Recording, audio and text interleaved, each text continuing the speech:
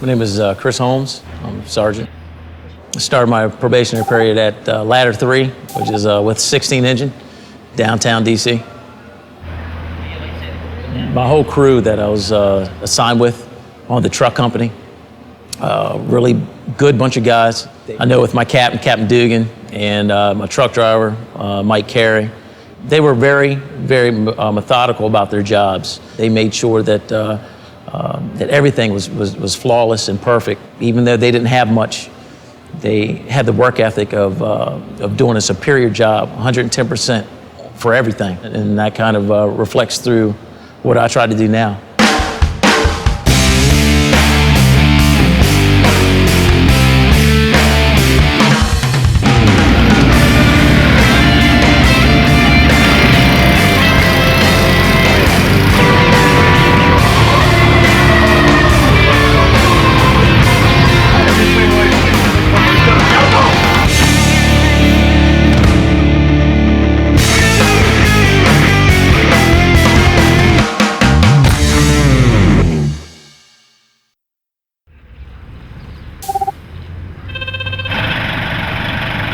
My name is James Carroll.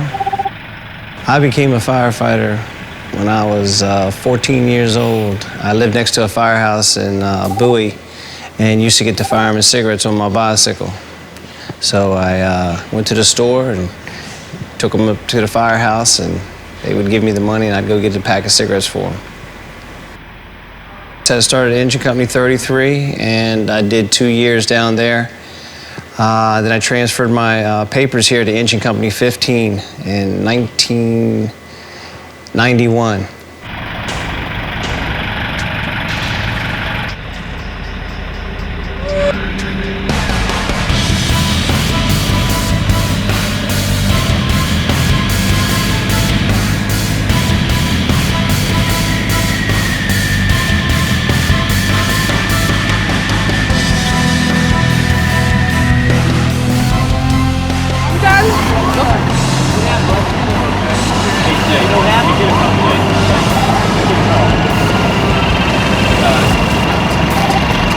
Rescue Squad 3 is on scene to treat a man for injuries related from an apparent bicycle accident. Captain, how old are you?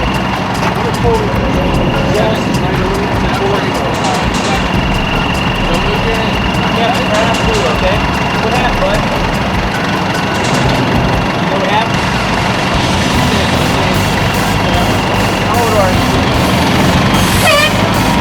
How old are you? Well, you know what happened?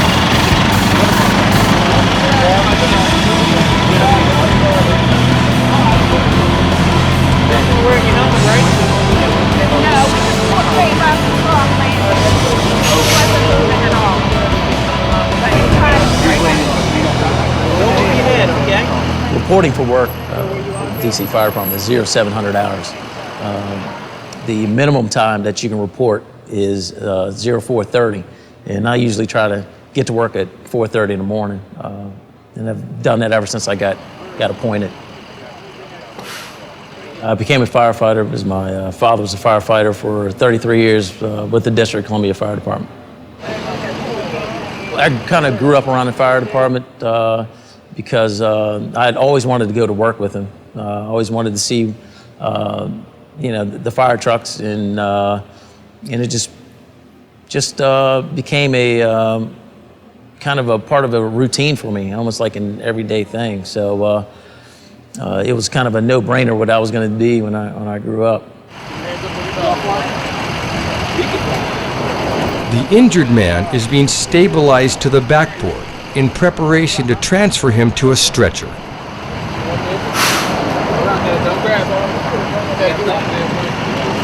There's a lot of different calls we run, trench collapse, confined space, water rescue, high angle rescue, motor vehicle accidents, and even on the fire ground, just the search and rescue on the fire ground. So it has a lot of different levels of rescue that we do. The injured man seems to panic while being secured to the backboard.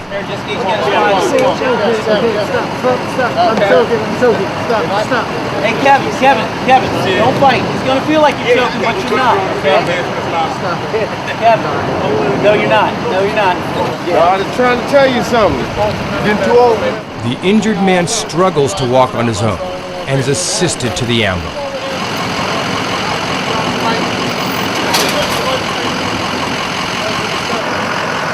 He does enjoy me being a firefighter. He does, like it. I do talk to him from time to time, and we'll talk about the job and how things are going and how different it is now than it was when he was at my point in his career. It just came out as unconscious person, and we found a man down on the ground that was on a bicycle.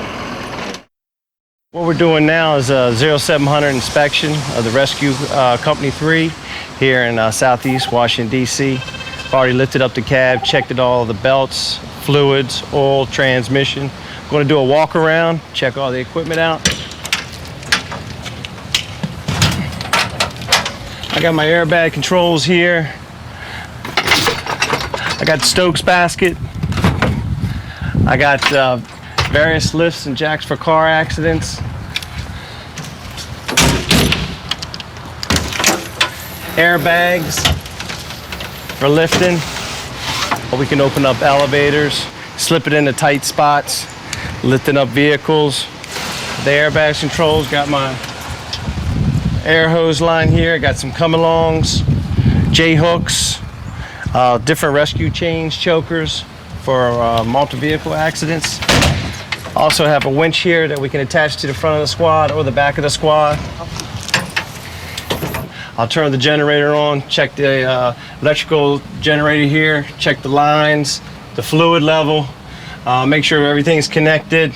Got the panel cutters, my O cutters, different rams for lifting dashboards off the front of victims.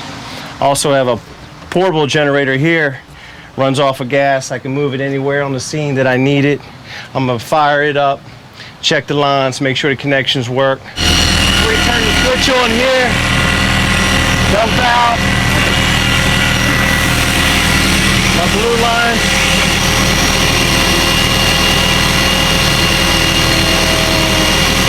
Used for cutting A, B, and C posts. Got plenty of fluid in them, lines are working.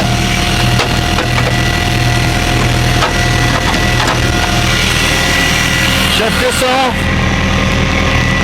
turn my valves off, fire up the portable generator here, gas generator.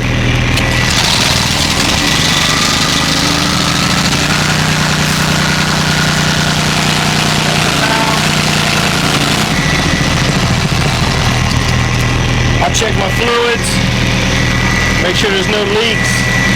Got plenty of new oil in there. My rams, spare lines, Sawzall used for cutting the windshields out. That'll do it for that. Come down to here.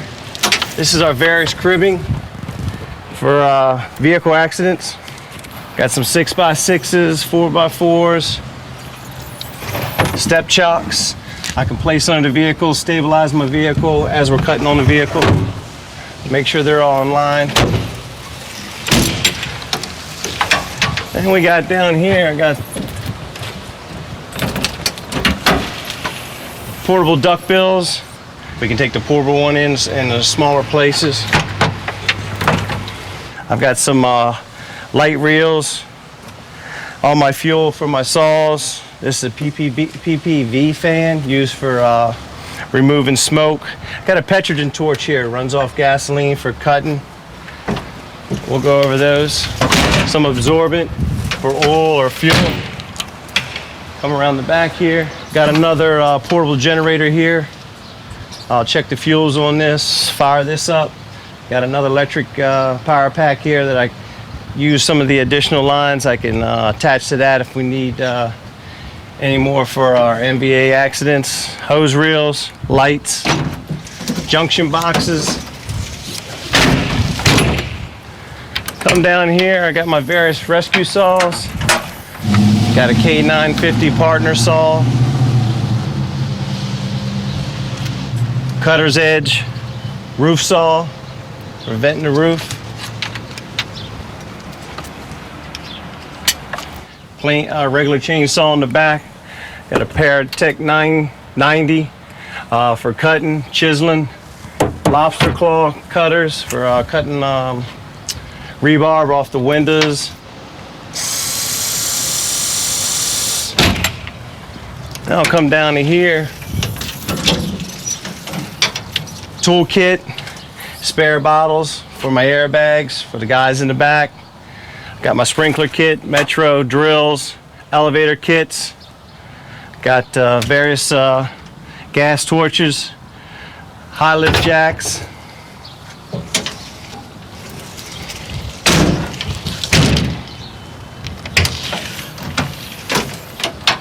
Some more jacks, 30 ton. Got a 12 ton here. Got some ART for rescue cribbing. These are our new jacks for cars up on their sides, stabilizing vehicles upside down. In here, I carry my own personal equipment. Stokes basket, Halligan bar. Check my bottle, make sure it's got plenty of air. All my equipment goes in here. Now what we have is our most valuable tool, and what we use the most is the ring cutter. This specialized tool here is used for cutting off tight rings around wedding rings around a person's finger. Just clamp it inside the ring like that, twist it. Little wheel here with teeth on cuts the ring right in half, about 4 or 5 turns. This is the infamous ring cutter. Have assortment of 4 gas meters for detecting any strange odors in buildings. Hazmat calls. Carry first aid equipment, O2, AED. This is all the first aid.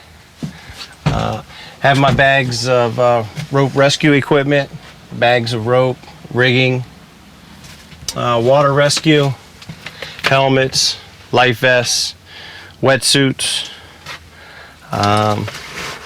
throw bags, guys' Scott packs, their equipment, a couple portable extinguishers.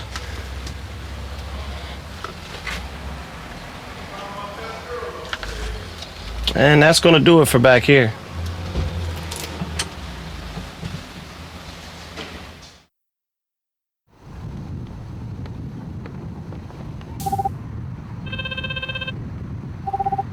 We're at the OCC Emergency Command Operations Center. We are allowed special security access to Washington, D.C. Fire and EMS Services' beautiful new communication center, which covers the District of Columbia region.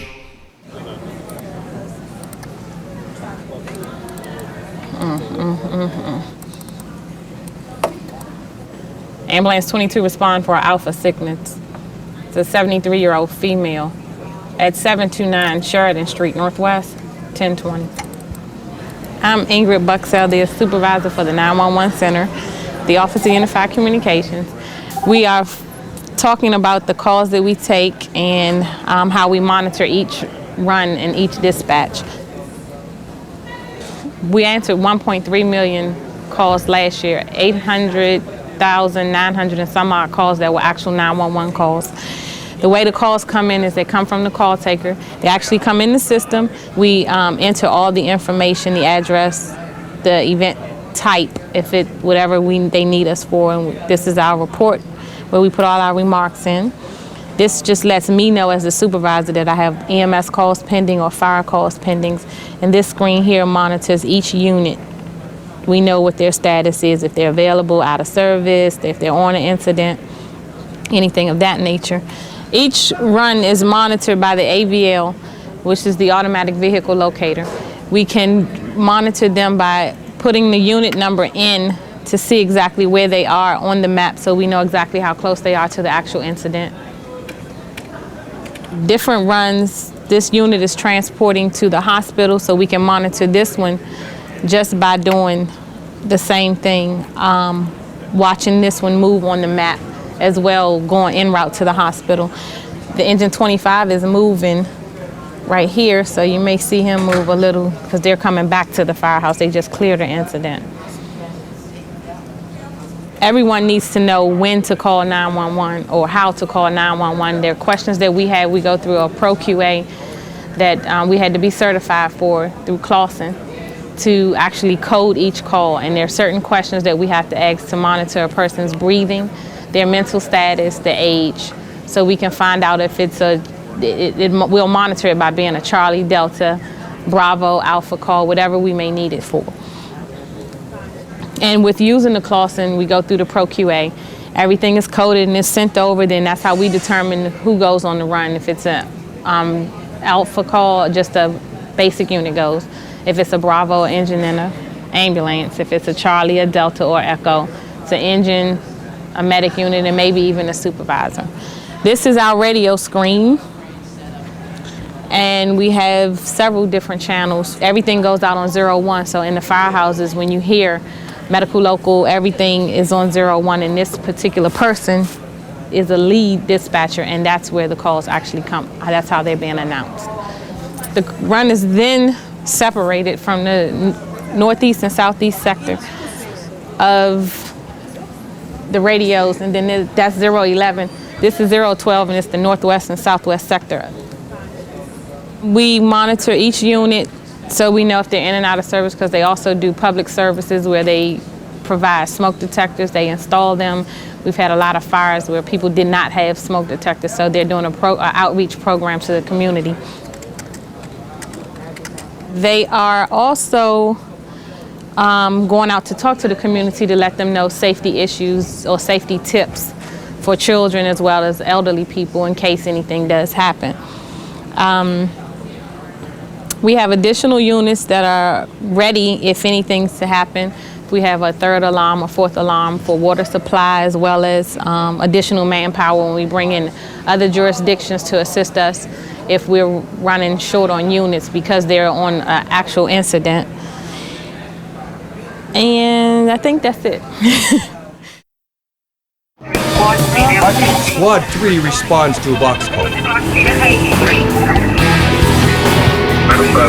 What's your location?